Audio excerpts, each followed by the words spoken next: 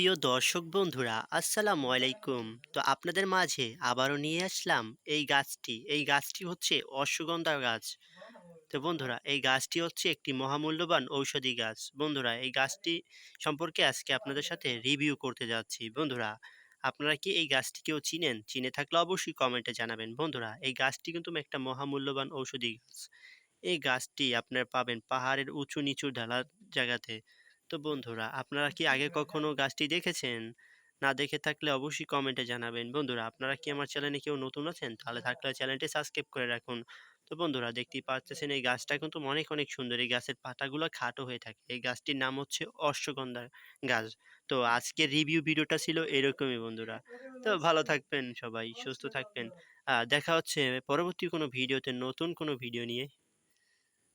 তো বন্ধুরা, এই গাছটি অশ্বগন্ধা গাছ, দেখতে অনেক সুন্দর। আজকের রিভিউ ভিডিওটা এই পর্যন্তই ছিল। সকলে ভালো থাকবেন, সুস্থ থাকবেন।